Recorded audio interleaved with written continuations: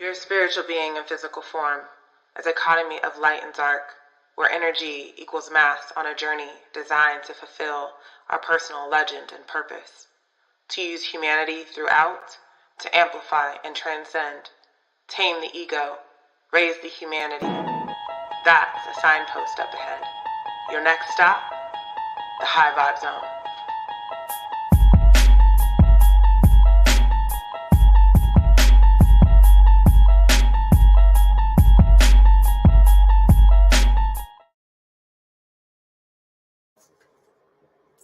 Hey, y'all, hey.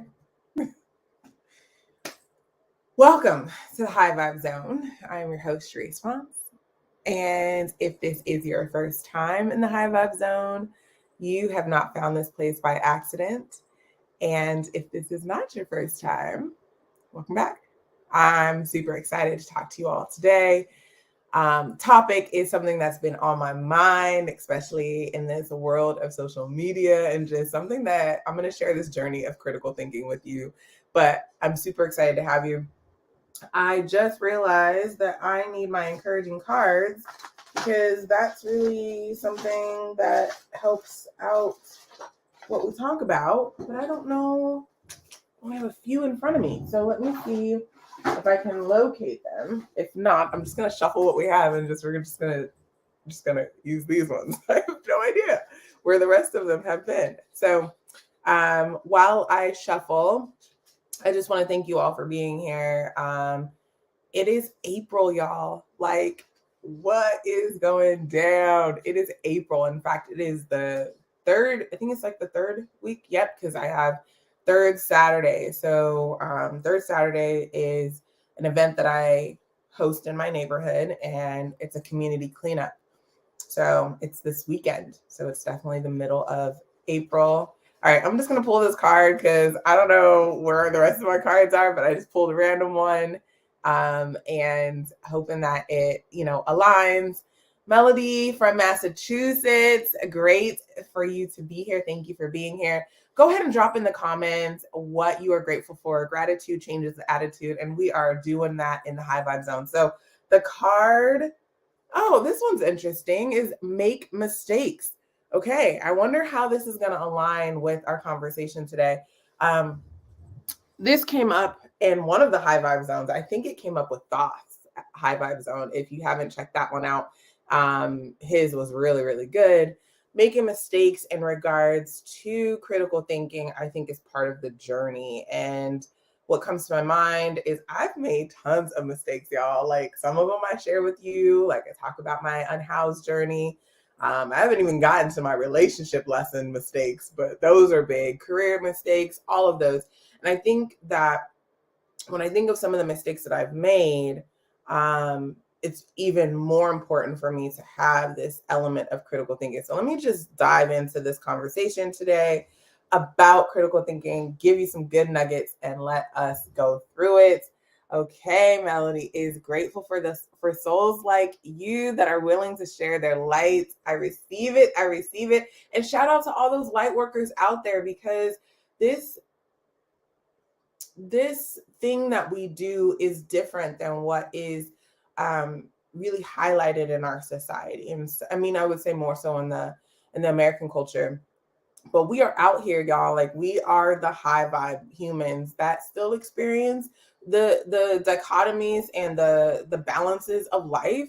But we have chosen to step into our light, into our purpose, and really tell the story from the scar versus the wound. And so, yes, thank you, Melody, for sharing that. I'm so grateful that you are here.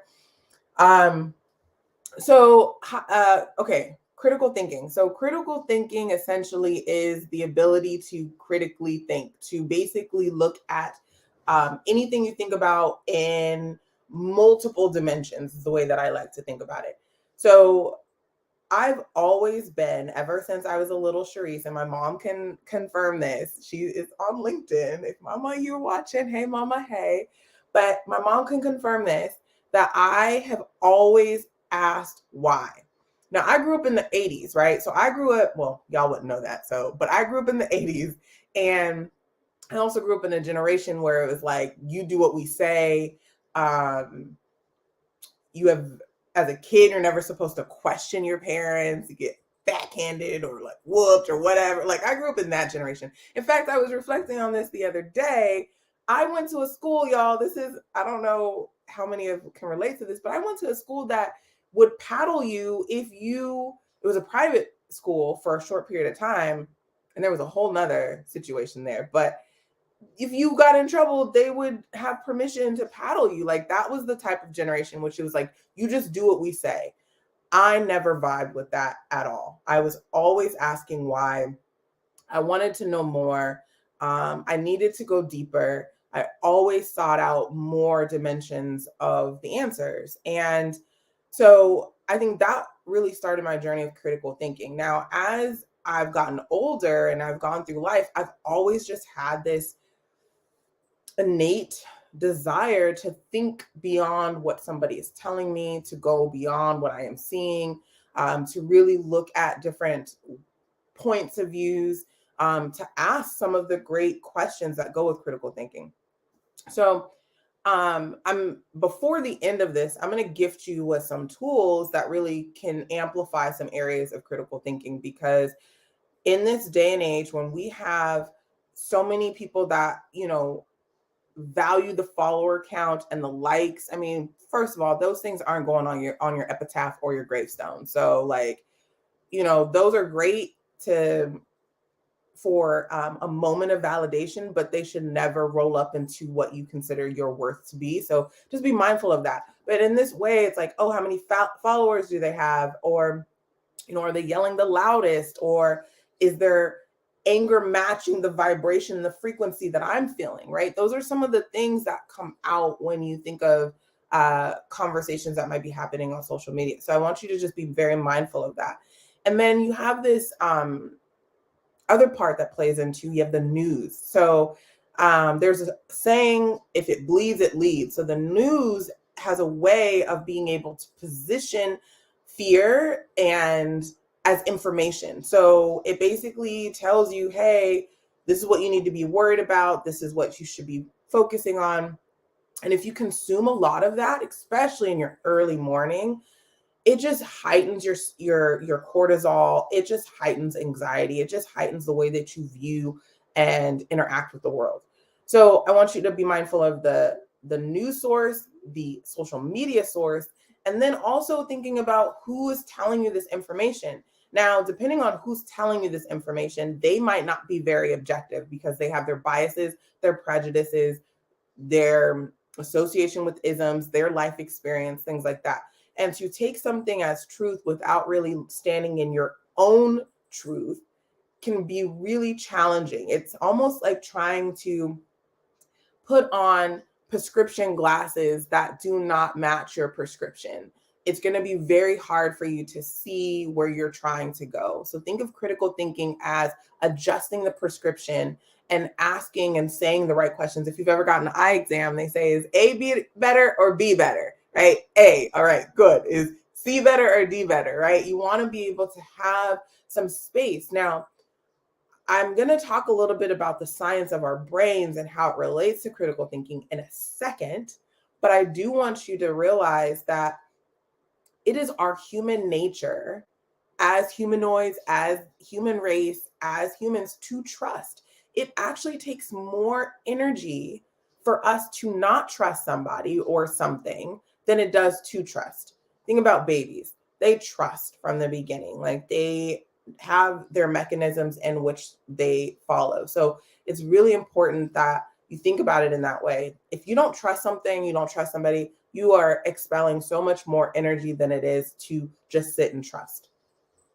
So I want to just acknowledge that. So let me break down our brains for a second. And Melody, thank you so much for this comment. I always ask the why too, and still do. Yes, never stop asking why, y'all. Okay, let me just pause for a second. Something I've noticed with all six, well, Edmund is a little too young to ask this question, but I will say I have 6 kids. All 5 of them have gone through this why stage. And I'll share something with them and they'll say, why? I've always wondered, where did they get that from? because it's not like they see me interacting and questioning in that way, but that is one of their first kind of dialogues with us, is why. And I found it really, really fascinating. So let me pull up some notes around how our brains work in relationship to critical thinking. But first, I need a tissue. Do I have a tissue somewhere? I need a tissue. There we go. There we go.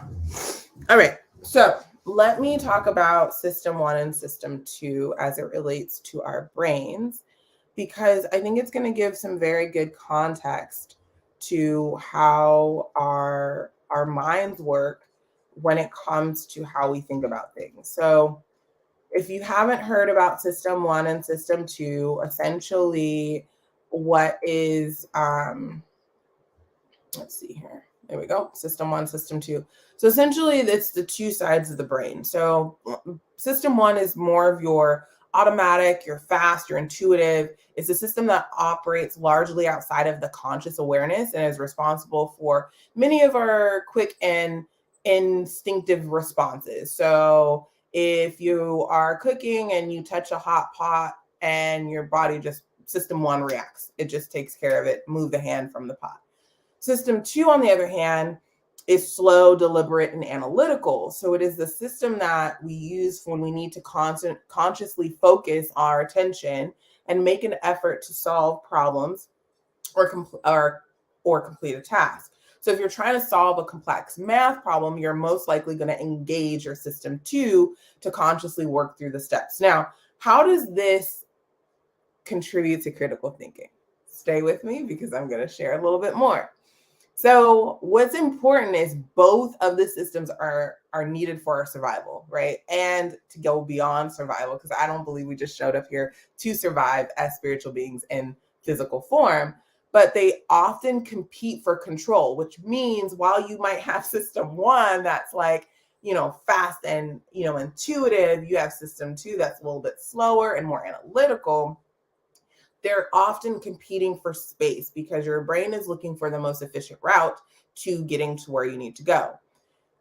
And often the approaches and the appropriate responses don't lead up to what we would say as we really want both of the systems to work together. Is basically how it's going to be. So when it comes to critical thinking, you want to be mindful of what system what's being used, and most likely you're using the system that you've trained the brain to use the most.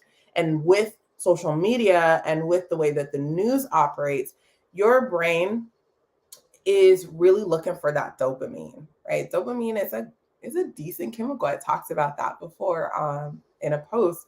It's a good chemical, but dopamine alone equals to anxiety. You put that into different environments, you won't have the capacity to fully critically think. You'll just see somebody post something and maybe you don't even read it, you like it, or you'll see somebody say something and not even question it because your brain at that point doesn't really have much capacity. So system 1 and system 2 are really important to understand just the relationship of how your brain works. And why sometimes critical thinking does not come into play is because there might not be enough space for you to think about that, as you might have built up some areas of anxiety and frustration, or just depending on the state that you're in, your brain's just not able to process that. So let's talk about the importance of critical thinking. I did a post a while ago that talked about this might shock you. And I just shared a lot of random thoughts that I have. These are random thoughts that come to me at 2 a.m, or things that I share with people that know me. And I rarely speak them out loud because I know they're not the status quo. But something else about critical thinking is you most likely will be an outsider if you are in a society that really doesn't value critical thinking, because you won't fit into this complacent or conformative place. Like you just won't. If you start to question a lot of things, you're most likely going to be like, all right, I don't want to deal with what you have to say. Almost like growing up, they were like, I don't want to answer all your questions. And as a mom, sometimes I'm just like, I don't want to answer all your questions. So depending on where you are in relationship to that, critical thinking might not be one of the biggest skills, even though companies do say they want people that are able to think critically, but as long as it doesn't challenge the status quo, which that's not how critical thinking works. So I posted this about, this might shock you. And I said, I don't watch the news or follow politics, but I do vote. And somebody had asked in response, well, if you don't watch the news and you don't follow politics, how can you vote from an informative space? I didn't have time to respond, but somebody else responded, and it was exactly how I would have said it. About 2 months before any type of election or voting thing, I get a ballot and I get an informational sheet or packet. I don't know if y'all get the same thing. Let me know. I don't know. But essentially, it has all of the people that are running for office. It has all of the propositions that are being voted on. It has all of the descriptions, even has the pros and the cons from different people's perspectives. I think each party gets to write a rebuttal or something like that. That's usually how it feels to me. It's like one person's like saying, well, that's why this won't work. And then the other person is saying why this would work. And then you get it in a packet about 2 or 3 months before you vote.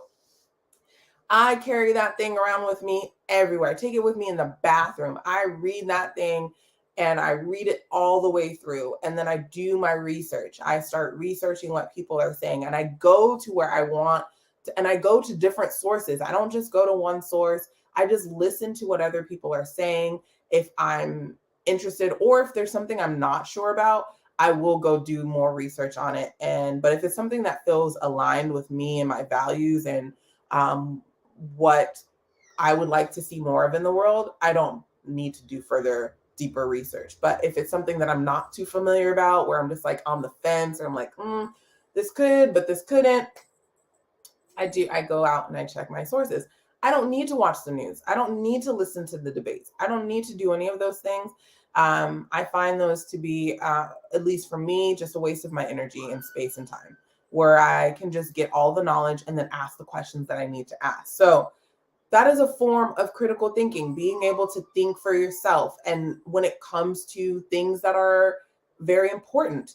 And so I want to share with you a little bit about how to start. And I'm going to drop this in the comments at the end of this, but just thinking about the critical thinking in the sense of who, what, where, when, why, and how. So a couple of things under who benefits from this, thinking about that component when you're looking at a post or you're looking at an initiative, or you're trying to start something new, or you're hearing somebody talk about something, who benefits from this?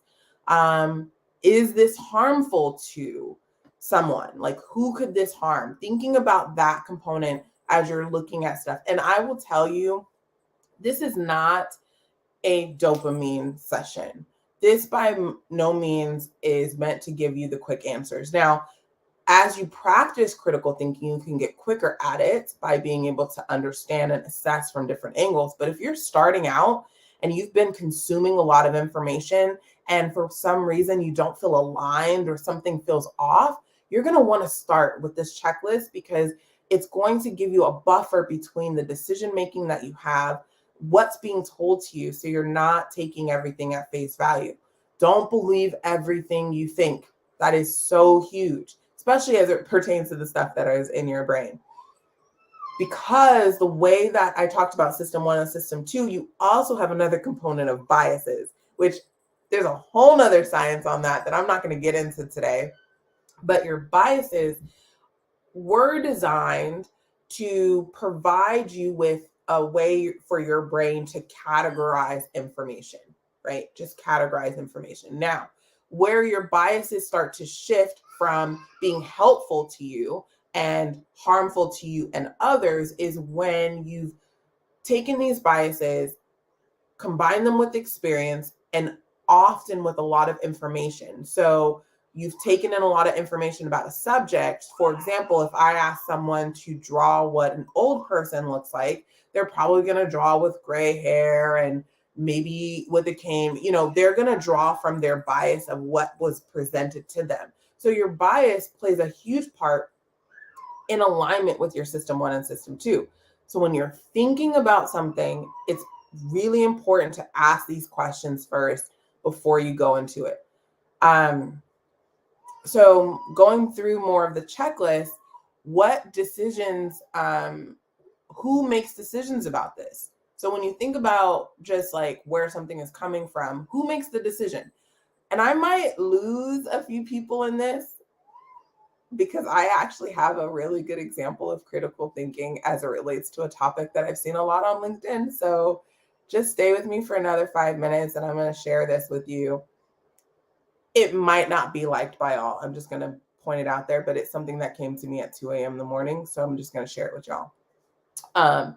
And so going through the who and asking a few questions, I have a few more, but I'm not going to go through them all. Now going into the what are the strengths and the weaknesses? So this feels like the acronym BRAIN for me and doula stuff. I'm going to share that as well. But essentially, whenever we doula a family, we give to the partner, not the birther, but the partner, a little card often that has the acronym BRAIN. And it asks them, what are the benefits? What are the risks? What does your intuition say? What are the alternatives? There we go. I missed the letter. What does your intuition say? What if we do nothing? And it just gives you something to think about, because often in the medical field, where you don't get necessarily informed consent, critical thinking is huge. You need to ask these questions. Here's a very small example. We were at a year mark for our daughter, and we were at the doctor's office, and it was me and my husband, and the doctor was asking about, she's, ready to go into to cow's milk and everything like that. And we informed the doctor that we don't drink cow's milk, and we're going to transition her to almond milk.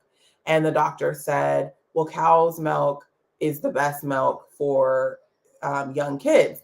And my husband then said, well, almond milk actually has more calcium. So, when we're talking about the best nutritional value in terms of calcium, my husband was like, almond milk has the best nutritional value. And the doctor really didn't know what to say. Now, this is not about stumping anybody, but this is about knowing enough about what is important to you to where you're not just following what somebody else is telling you. Now, the truth is almond milk has way more calcium than cow's milk does. And so, being informed and making informed decisions, this is where critical thinking comes in. I'm going to just go to the comments real quick. All right, Melody, that's how you vote as well. All right. Well, I'm sure there's more people out there that do that.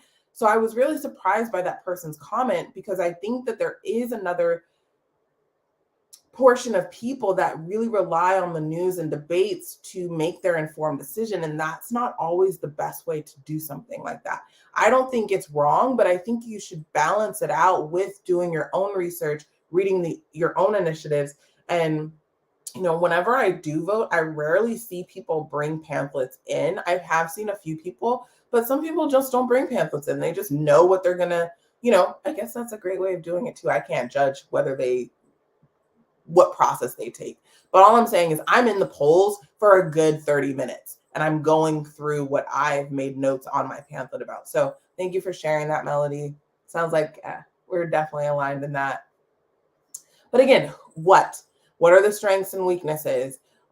What is another perspective? This one is huge in critical thinking, y'all. Like, what is another perspective? One thing that came out of the post, this might shock you, was somebody was like, Black folk are not we're not monolithic. Like, we don't all think the same thing.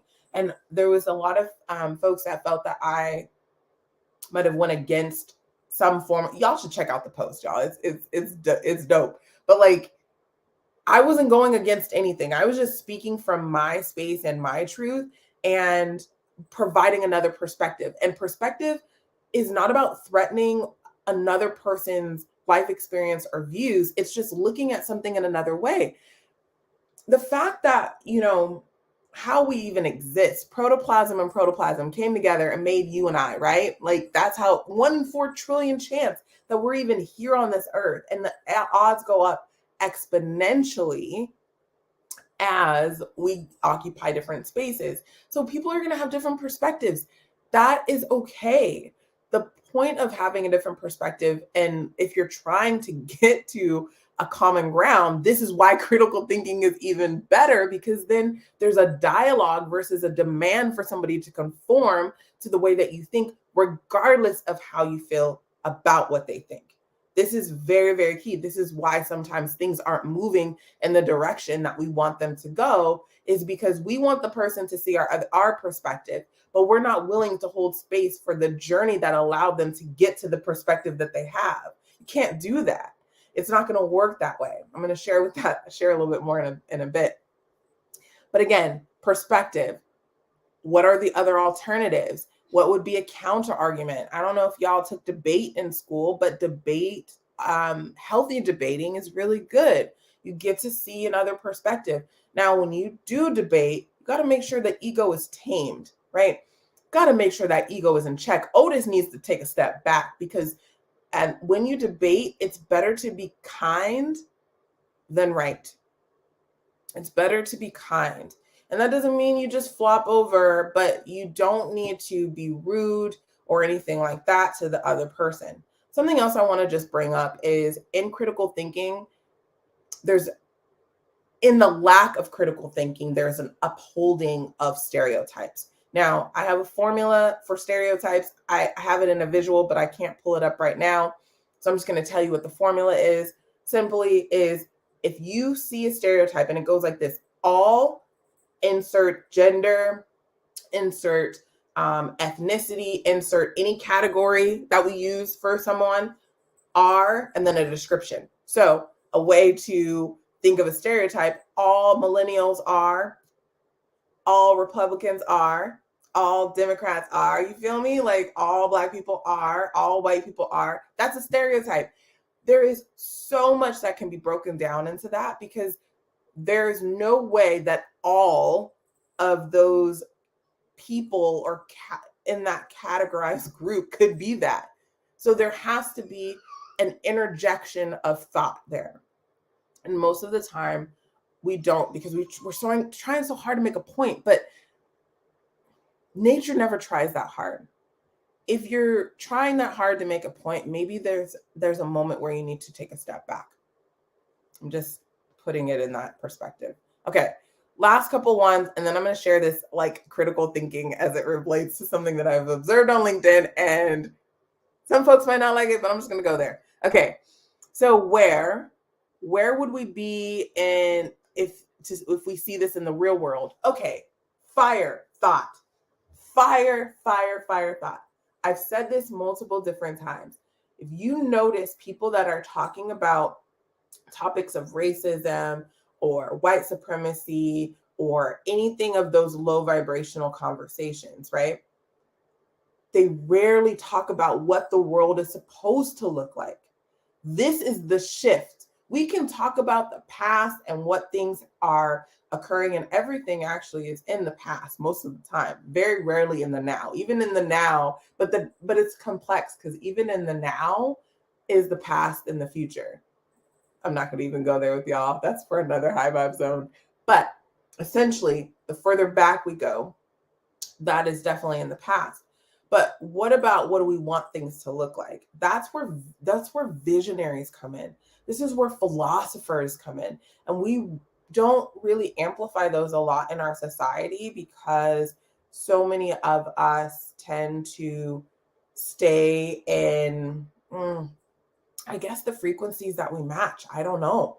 I think it's a very interesting thing. But to know that if you continuously talk about the thing that you don't want to see, guess what's going to happen? You're going to see more of the thing that you don't want, whether you like it or not. So I think it's at a benefit for anybody that is trying to change the narrative of white supremacy, change the narrative of racism to tell you what it's supposed to look like. My favorite source to go to is Star Trek. So live long and prosper, my friends. I totally love Star Trek for this reason, as it gives a vision of what our future could look like when material things aren't a focus, when there are multiple different races.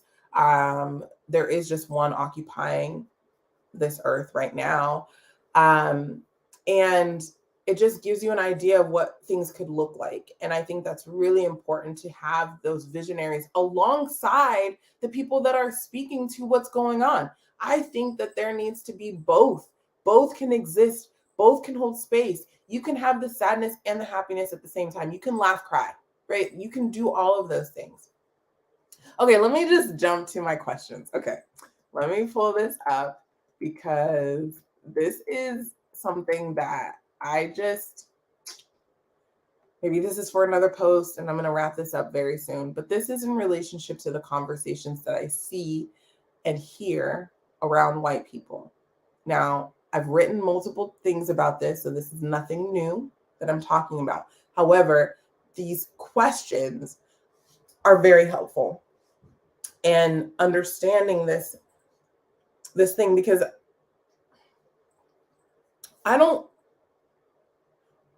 racism is not a black and white issue, it's a humanity issue.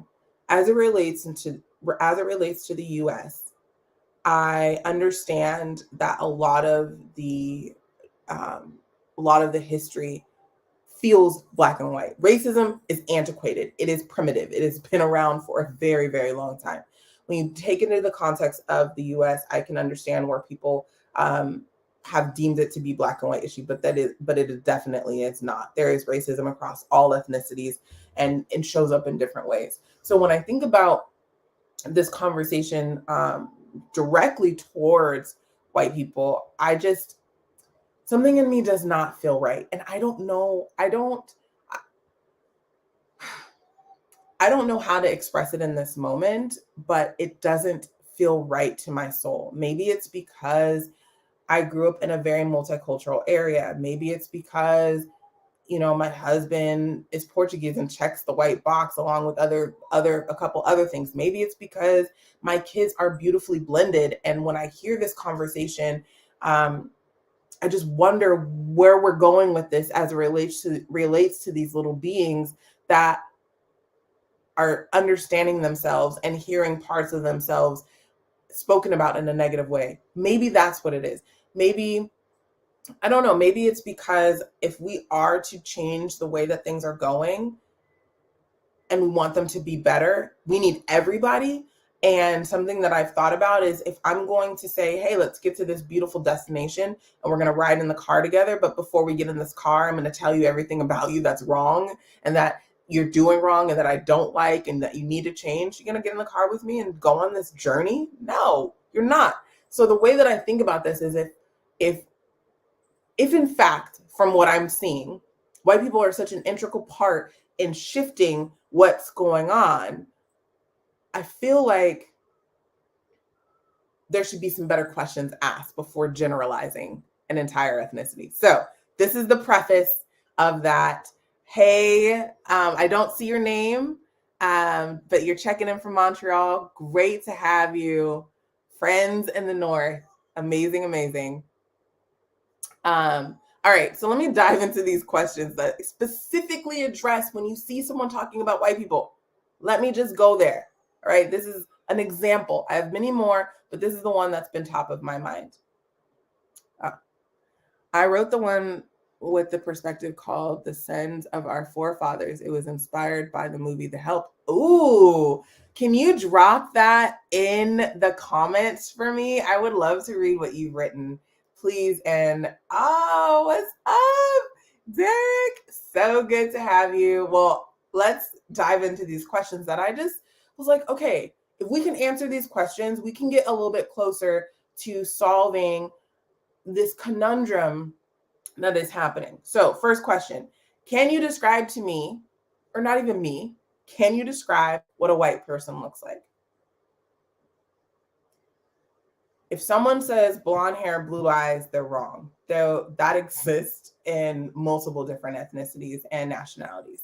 So that would be maybe a standard answer, but asking that question, can you describe what a white person looks like?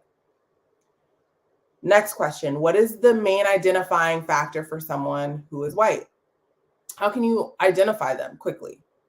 Because essentially, if we're like, I need you to change something, but we don't know who we're talking about, then I don't know how effective the change is actually going to be. Again, this is where my brain goes. Now, I could be completely wrong. But this is the things, this is when it comes to critical thinking, these are some of the exchanges that you must have, because I can't take for face value that this is what it is, especially if it's not yielding the benefits and the vision of where it can go next. So I ask these questions. Here's the next question. What are the characteristics / behaviors of a white person that are being referred to? Now, you can make a list. LinkedIn did this. LinkedIn Learning had a whole thing, be less white. There's an article about that, told people how to be less white. And in fact, I thought it was really interesting that they called out certain characteristics, because here's the next question. Are you, whoever is saying this, are you exempt from those characteristics and behaviors? This is where the questioning should stop. Absolutely not. They are universal exchanges, non-exclusive to our humanity. So I know that I kind of took this very specific, but these are examples of when you think about critical thinking, you definitely have to go out of the current narrative and ask the questions, especially if you're not seeing the movement and momentum that you want to see. I did an article around why DEI folks are burnt out. There's some questions in there that really make you think about how DEI is being affected and how effective is it with our humanity. Thinking about that relationship. When you're seeing information online, one of the biggest things, and I'm going to wrap this up very soon, you got to check the source. You got to check the source. This means if someone gives you a stat for something, you go do your own research on that stat. There was a conversation many years ago on LinkedIn. It was a live.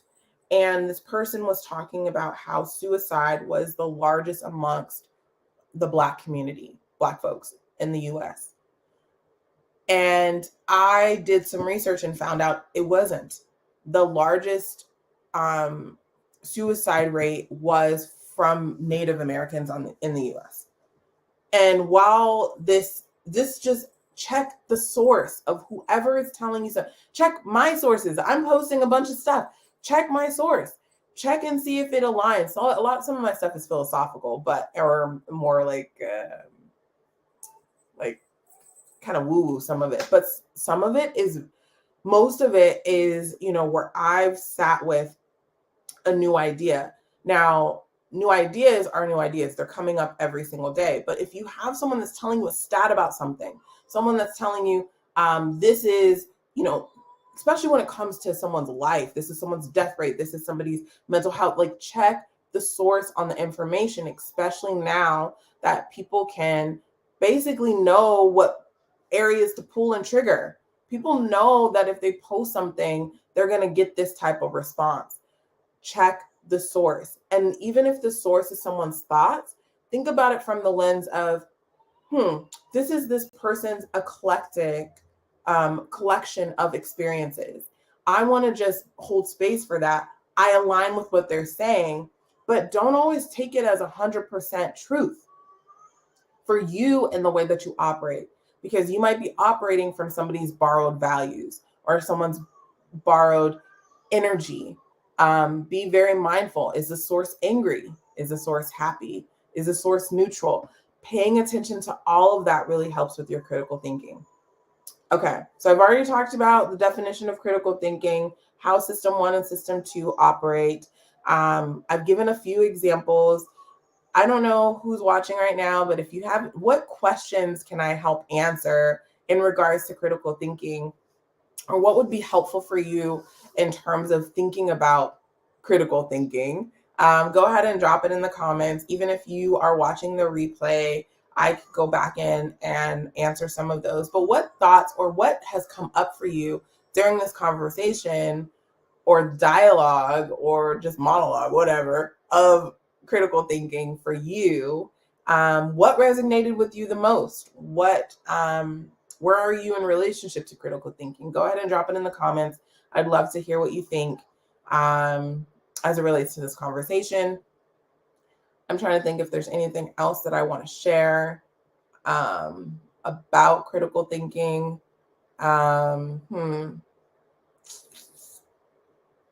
Yeah, I'm really curious to see what y'all think. Okay, thank you so much, Melody, for dropping that in there. I'm gonna read this. I'm gonna take a look at it. Yeah, I don't see any comments coming through, so I'm just gonna hold the space for a little bit. No matter where you are in your journey for critical thinking, just ask why. Just start asking why, or start asking different questions. And again, this checklist that I'm going to share with you at the end is fire for that. And you by no means need to go through every single question, but just start from there. Don't, take everything. Don't believe everything you see. Don't believe everything you think. There was a quote that I posted, I think last week or earlier this week. I don't know. What day is it? What's happening? But essentially, let me see if I can find it. It talked about before you respond or before you put anything out there, let it go through 3 gates. And I think this is a beautiful way to kind of end this high vibe zone. Before you speak, let your words pass through 3 gates. Is it true? Is it necessary? The first 2, the ego will be like, of course it's true. Of course it's necessary. They need to know these things. But the last one, is it kind? That's where the ego gets tripped up. So just be mindful as we move into this deeper era of technology and deep fakes and